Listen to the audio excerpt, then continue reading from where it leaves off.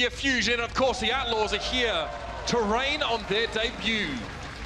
Just about to jump into Dorado here, and you can see the Houston Outlaws to defend to start with. Jake on the 76, Lynx are on the Tracer match, so you definitely hit pretty close to home earlier on. How does this play out for the defenders here? It seems like a very safe composition. Yeah, it's extremely safe. You're probably going to play pretty close up, towards the cart. You see where Coolmat and Moom are. Lynx are as well. You're playing on those high roofs. Probably jump down, try and contest. Even if they lose that first fight, the payload progress really isn't that far. They can get back from the spawn, contest again over by the fountain. They're very much defending right outside of the spawn of the Fusion. The Outlaws might just want to make a bit of a statement early on, maybe rattle their opponents. But quickly, Fraggy pops up into the air. He notices that the Houston Outlaws are set up on high. I think the biggest surprise when I saw the starting lineups was Neptuno in for Joe Meister. Joe Meister on this Philadelphia Fusion roster, but Joe Meister, really focuses on Lucio. Doesn't play a ton of Mercy. You're going to have Neptuno playing that Mercy. You're going to see Poco dive on in with Shadowburn here. Shadowburn able to cause the distraction. Poco on the Diva takes out both supports here for Houston, so a fantastic start for Philadelphia. I mean, he gives up his mech, but he finds 2 kills. Seems almost worthwhile here, but the Philadelphia Fusion have the spawn advantage. They're far closer to the payload when they pop out from that respawn timer, and they're able to continue to make progress. It seems that the Outlaws, defending so far forward, kind of blew up in their face when they lost both their supports. But they're going to get another fight here, like we were talking about. So the Outlaws right now regrouping. They should be able to get back, at least touch the payload here. Stop the progress. Somebody actually got off of it here for Philadelphia, so not going to move it on. Now the push is going to start to come in for Houston. It'll be Lynxer taking out Carpe at the beginning. Shadowburn just playing up top here, just trying to poke, get some more damage towards that Dragon Blade. Fraggy, he's found Raucus amidst the mess of the fight, so he's already managed to find his way into the back line of the Outlaws again. Carpe is going to be hastily brought back to life, and so is Raucus. Both teams making sure they're with 6 players at all times. Shadowburn is close to this Dragon Blade, but Jake's been doing work. He's actually found 3 off screen there with the tactical visor, and it doesn't matter what Shadowburn does here. His dash is done. We see Shadowburn obviously play the Genji a ton. That's the hero he's known for. You kind of wonder, how does he go about playing the Genji? And a lot of times we see Shadowburn, he'll just kind of poke for damage, and then build up these blades. And he's so patient with his Dragon Blades when he gets it, uses it at the right time. We can see here from Jake's POV, the attack visor. Looks like he got pushed back a little bit here. The defense matrix eating up a lot of it. Once the defense matrix wears off from Poco, there's just a lot of free targets here that Jake's able to take out. Yeah, just to correct, it was 2 kills and a D-soup, and it's as good as Boombox gets turned into a metal pancake. Movement just lands right on top of him there. Perhaps the positioning wasn't ideal. The rest of the Fusion was so far forward. Boombox will be brought back into the fight, but Shadowburn runs headlong into the entirety of the Outlaws here. Neptuno desperately trying to keep him topped up in health. And they might be able to isolate Moomy here, but he seems to have backed away already. The Outlaws trying to play closely around their backline and core if they can. Carpe, though, going to find Moomy. Lynx are already down. Shadowburn's looking for Raucus here. He respects the Omnic Monk, though. He respects what Raucus can do there. He's going to take his time again. This is Shadowburn being quite the conservative Genji. Yeah, Boombox does have that Transcendence if they need it here. Carpe with a Pulse Bomb on a Raucus. Shadowburn will take out Bonnie. That'll be point A taken by the Philadelphia Fusion. You hold on to that Transcendence so you have it for this next fight, because look on the side of the Houston Outlaws, you're going to have another attack visor here, a self-destructive, a Pulse Bomb, a lot of heavy ultimates coming in for Houston. Fusion want to push forward a little bit early on. You can see they've already tried to assume this high ground again. Want to make it hard for the Outlaws to regain pole position, and of course defender's advantage when you got the higher ground, as Hex mentioned in that previous game. The thing that I worry about for Houston in the next fight, we talked about how many ultimates they have and how great it is the Dragon Blade from Shadowburn. You don't have a Transcendence, and we're about to get away. He's going to pop the Dragon Blade, and it doesn't really get a lot for it, right? He gets Bonnie there at the end, but he's such a target. Once he pops that blade, it allows his teammates to push on through, pick up 2 more kills. There looks like there's 1 person contesting the payload here. It's going to be Mooma. He will fall. So now it's going to be the Philadelphia Fusion gaining some more progress, growing through our second point. Seems like an awfully drawn-out fight there. It kind of looked like we had 2 stages of play. First, it was Shadowburn going in with a Dragon Blade, trying to find something, and then a couple of his Outlaws players got picked off by Poco. Of course, French player previously on a team called Gamers Origin was actually an incredible Genji before he switched to playing this flex tank role for his team. He's an amazing Zaya. He had some of the best stats we've seen in the contenders, but now it might be a self-destructive attempt. No, playing it safe. He sees the Transcendence in over the fight. Poco's just going to give it a bit of respect here, but he sees now the tank of the enemy team dive into his backline. He realizes he can't peel. He needs to go and try and counter dive himself, but he gets de-shooted in the midst of the entire enemy team, and Jake is going to be able to find him. Yeah, Fraggy's Primal Rage forces out Raucus to use the Transcendence a little bit earlier than he probably would have liked to. Neptuno uses the Valkyrie. That'll force Bonnie to use his Valkyrie. Brings Mooma back into the fight. You see Shadowburn here just on the payload, just getting some more damage. The Transcendence comes out from Boombox. Now it's going to be Muma using his Primal Rage, trying to keep this one going. Really, Houston Outlaws frag you with a big kill there on Arrakis. Gonna be a self-destruct for Coolman. He needs to get back in his mech. He's trying to avoid getting killed before, and he does. He jumps right back in. The extra health is gonna be a lot of help to him now as he's getting bared down upon by Shadowburn and Carpe. You can see where the targets are for these divers here. Shadowburn's gonna go for the blade though. It's Bunny first to fall. Looking for another, but the recall making it hard for him to follow Lisa's positioning, but Coolman just steps into it. Carpe's Phalanxer as well. And that will be the Fusion making progress. This is good time for the first showing of the Philly boys. It's a 15 kill streak there for Shadowbird. I believe we saw the stats on the side, 18-1 this moment in time. And a lot of times we see Genjis, they end up using their Dragon Blade, and then the Transcendence comes out, and they're not able to get anything with it. Usually when you see Shadowburn use that Dragon Blade, they've already forced out the Transcendence in another way. Yes, he only uses it when he knows that there's no support ultimates on the other side. They had Fraggy force out the Transcendence early, then Bonnie had to use the Valkyrie to bring back his tanks into the fight. Allows Shadowburn to use that blade to great effect. Looks like with no ultimates really except for the Pulse Bomb, the Fusion are happy to let that Tactical Visor herald the beginning of a lost fight for them. They're going to be happy to back away on this one, knowing that they've drawn that key ultimate away from Jake. But beware, Philadelphia. There is a Pulse Bomb waiting in the wings for Linksa. Raucus has a Transcendence, so the Fusion haven't drawn as much out of their Outlaws as they maybe think. We see Jake now go back to the spawn. He'll switch off of the Soldier 76. He'll go over to Junkrat. Junkrat's going to provide a lot of damage in these close quarters areas with the squishy heroes on the other side, the Genji and Tracer. Can you play high ground against the Junkrat if you're the Fusion here? I mean, you can try. I don't think you really could. I mean, if you wanted, right? I mean, you could run a Zarya and run it right into the Junkrat, eat up a lot of that damage, and use it offensively. It'll be Carpe that takes out Jake at the beginning of the fight, so you lose all that damage. It's going to be Bonnie using Valkyrie, bringing him back on in. But more kills here starting to go in way of Philadelphia. Starting to be a good look for them here in this fight. Jake finds Carpe there with the bind. Carpe's going to be brought back into the fight pretty much immediately, and he makes good on that. He's found Jake not once but twice there, dealing with that Junkrat, of course, and his tire. A lot of damage there being taken away. Boombox on towards Muma here, and Shadowburn has a plate again. Conservative, waiting for an opportunity to use it, and he didn't have to, which is so big for the Fusion, saving those ultimates for what might be the last fight. Most interesting part of this last fight will be Shadowburn with his blade, Raucus with the Transcendence. Can they force the Transcendence out of Raucus before using the Dragon Blade, then get the cleanup kills with the Dragon Blade to put this in Philly's favor? Shadowburn falls back again, Blade awaiting. Oh, he's not going to get a chance to use it. Jake gets a double mind kill. Both Shadowburn and Carpe fall down. All of the damage for the Fusion being taken away in a breath. And that is Junkrat against these low HP heroes. The double mine there takes out a lot of the damage from the Philadelphia Fusion. They are forced to back out. And now with only 60 seconds left, it leaves them in a tough spot. Maybe you can have Carpe get behind enemy lines when he gets his Pulse Bomb, land it on Arrakis, force the Transcendence out that way. But you see Bonnie already, rolling up towards Val. Carpe lands the Pulse Bomb, doesn't force the Transcendence out though. That's so big though. You see, I think Bunny was trying to get a res on Jake, but he got knocked away. He wasn't able to bring his teammate back. Poco's playing a little bit dangerously here, but it was inside the healing of the Transcendence. He's able to resuit, get back in the fight. It's Neptune to fall to a Pulse Bomb, and Carpe's found Muma here. Again, Carpe on the wrong side of this fight. Payload gets there in the end. A lot of confusion. These fights have been so weird to watch in this match so far.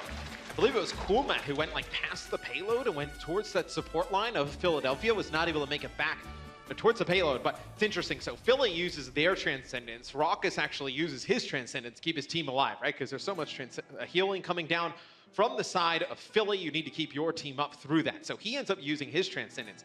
Then Poco throws his self-destruct on top of the payload, and it forces the members of Houston back towards their spawn door. And Shadowburn dives in. They probably expect the blade, so they backed up even further. Shadowburn doesn't use the blade, goes right back towards the payload, and they get it right on in. And we were on camera with Carpe as well. He had just dived into the spawn of the Outlaws. He found a kill, and then he had the payload to his back, so he couldn't actually see the payload moving when you were looking from his perspective, but he was standing on it, moving it forward towards the end. So almost a back cap to a degree there, but communication, the lines, I guess, of communication for the Outlaws seem to be a little bit skewed in that previous round. And you're so worried when Shadowburn dashes on in, because so many times we've seen from him in the past, when you use the Genji ult, the Dragon Blade, you get the dash reset. So many times we'll see him dash up into the sky, and then the other team knows, oh crap, he's going to Dragon Blade. They end up using a support ult, and then he doesn't actually blade. He just goes right back to the ground. The same as Sombra players implying that they have an EMP, and they throw their translocator into the air to almost bait out the Transcendence to make it hard. Interesting. The Outlaws looking a little bit shaky than otherwise would have expected, and the Philadelphia Fusion look like they might be high flyers around the corner. Again, a team we didn't get to see in the preseason. It's impossible to predict, but this team has got incredible caliber. I mean, we haven't even talked about Fraggy, who in my opinion was one of the most aggressive Reinhardts in the game and transitioned. It took him a long time to transition to the Winston map, but once he managed to really get that role unlocked, he's been incredible. Well, the thing that the FaZe lineup, where you have this core of the DPS from the Philadelphia Fusion did is, during contenders, they played Genji Tracer majority of the time, right? Maybe you saw Shadowburn play a little bit of Pharah, maybe you saw Carpe, play some McCree, some Widow. It's like you kind of know what they're going to do, but they're just so talented at it, and they do it at such a high level, it's very difficult to stop.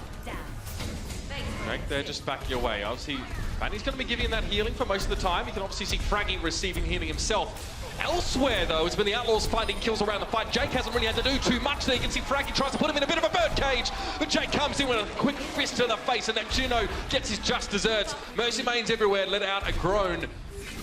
And it is going to be the Outlaws to move forward here, Jake.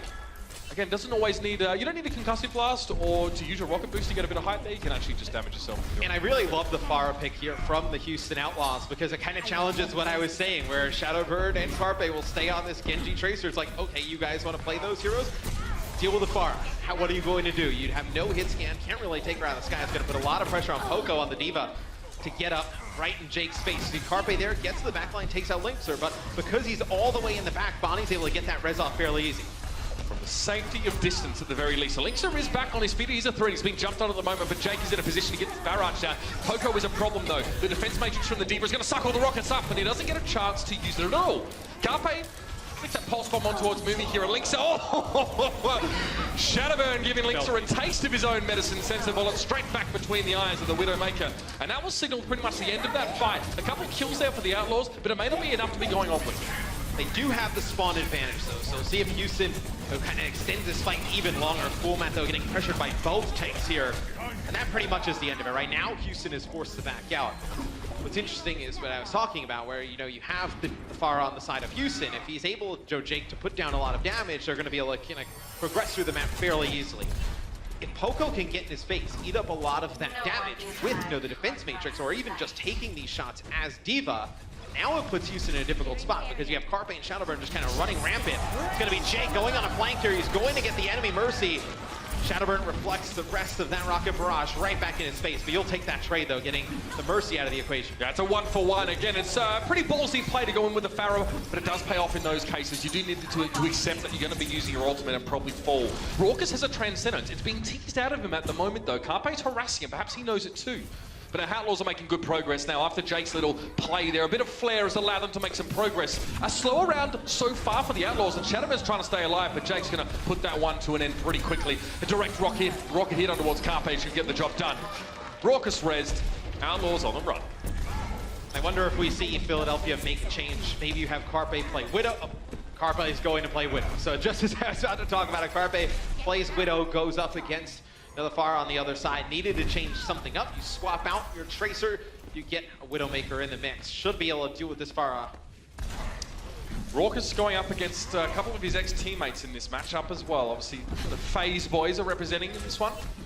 Sure, no animosity, but I know Carpe and Shadowbird would love to wipe that smirk that Raucus often wears on his face off. Couple ultimates here for the Outlaws, though. Let's have a look at this. Transcendence is going to be important, but Carpe wins the battle out against Linkser pretty comfortably. This might give the Fusion a little bit of room to breathe here now with that Widowmaker off the board. It's Jake thinks about going up to try and test the high ground, but realizes he's safer boots on the ground. Shadowburn still holding on to the Dragon Blade, knows the Transcendence is up for the side of the Houston Outlaws. Jake very low here. Carpe is able to finish him off. The Discord comes in from Boombox. One shot from Carpe. He actually gets rezzed. Carpe kills him again, and they're forced to use both rezzes here onto Jake. Self-destruct forces are disengaged, so the tempo gets mixed up a little bit for the Outlaws. They want to press forward and use this momentum, but they've not been allowed to so far. Callback getting forward, and that's going to force the Transcendence out of Boombox, but the Fusion might use this to actually win the fight out. The healing's been pretty darn good. Link's found Neptune off screen, so there's no more mercy now for the Philadelphia Fusion, but it doesn't seem to matter because Poco and Shadowburn are in there. Carpe goes so huge during that fight. He's able to kill Jake originally, but forces Bonnie to use Valkyrie. They res Jake, another headshot. They res Jake again, another headshot. Carpe takes him out 3 times during that fight. basically forces out. I mean, the Valkyrie gets you literally nothing at that point. You use both your reses on your Pharah, trying to get in, take the enemy Widow out, get to the backline, then be able to get a ton of free damage.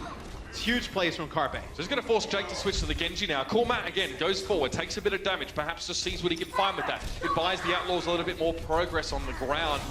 It's the entirety of the fusion worth putting that one D.Va under scrutiny. Primal Rage for Fraggy here. I wonder what is supposed to come of this. Carpe's fallen to Linksa, so finally the Finn player gets the win in that head-to-head on the Widows. Shadowburn falling to Cool Matt here. This might be the opportunity for the Outlaws. It's a 6v4, v3, v2, and now all of Fusion pretty much being cut aside, decimated here. And it's been very, safe play here for the Outlaws coming forward. They're sticking together and they're fighting their picks, man. I think the idea there from Fraggy was maybe use the Primal Rage, get onto Raucus, and force the Transcendence out, because on their offensive side, that's what they use their Primal Rage to do. Fraggy on the offensive side popped the Primal Rage, got right on top of Raucus, he popped Transcendence right away. So maybe the play was there from Philly, use the Primal Rage, get on top of Raucus, force the Transcendence out, then maybe have Shadowburn pull out that Dragon Blade, because he's still holding on to it. 2 minutes 30 is what the Outlaws have to get towards the end of the map. The Philadelphia Fusion still have half a minute in the back pocket. Boombox is picked off early, which is normally what he does to his opponents, so that was smart, but he's going to get rezzed immediately. Jake, if you've bitten off more than you can chew, no. Around the corner, Vanity heal him up just a little bit more, and Jake's just going to try and get a bit of his own space here. The Valkyrie being drawn out of the Fusion, though, as Fraggy's back on his feet fighting Finn. Philly's going to invest the Valkyrie in, so you expect the push to come on through. It's going to be Houston backing out a little bit. Houston has a lot of ultimates to use here, Mitch. They have their own Valkyries, still with the Transcendence. They're going to lead the way here with this self-destruct. Oh, it's going to be Moonbox taking out Jake before he can use that Dragon Blade. It's going to be the Transcendence used from Philadelphia as well, so investing both support ultimates into this fight. These two teams are so scrappy. You can see how much they love to brawl and go back and forth, but it's been very, very hard to see a clear winner in many of these fights.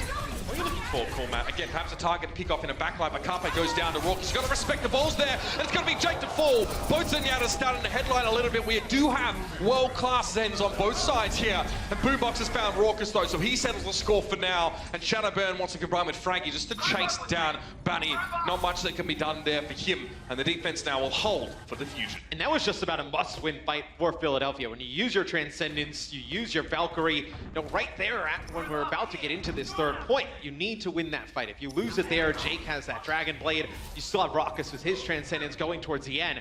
It'll be very difficult for Philadelphia to hold on to that point. Look at this, Carpe moving behind enemy lines. He wants to try and force this Transcendence. Yep. He has to know that Raucus has it. Get rid of the Trans, get rid of the Zen. Oh, the stick on it was a Mercy. That'll do the job well. No Mercy in both senses of the term, and Carpe now has done his job. He's found that single target in the backline that he needed. He can make a quick slip away, and there's no way that Matt could chase him. That's going to cut down further time off the Outlaws clock. They're going to be behind if they even finish this map, Matt. And that's the thing with this Philadelphia Fusion roster. You kind of know how they're going to play. They're going to play very aggressive with the Genji and the Tracer. It's just they kind of look at you and say, can you stop it?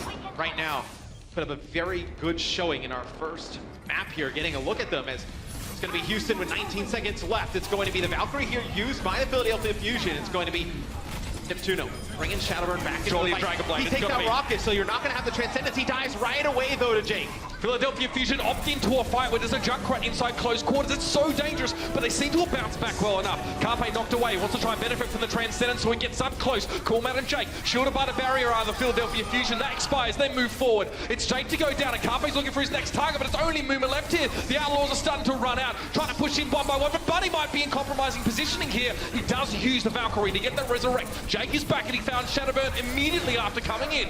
Pulse bomb for Carpe. This could be huge. Going to get a little bit of extra help before he makes his way back to the payload, but he doesn't connect it. The Outlaws are building up a little bit of momentum here. They've got all their players pushing forward. Philly will have a self-destruct and Primal Rage, though, going into this final fight. It'll be Muma with a Primal Rage. Cool Matt getting very close to self-destruct. No support ults on either side right now. It's going to be Fraggy leaving on in. Again, just him against the entirety of the Outlaws. Both Winstons are trying to zone the enemy backlines out, but Carpe falls again. Jake's making Poco get 3. It's a self-destruct bonanza. Huge, and the Outlaws are running out of steam. Finally, the Fusion have found the answer, but can they keep it up? They need to follow up with this momentum. It's Raucus to go down. Primal Rage Fist knocking him out. Cool Matt is low, so is Muma. Trying to stay alive and keep this one stalled out, but it won't be enough, and that's it. The Philadelphia Fusion, the debut with the Overwatch League results, their first map win. What a spectacle, man.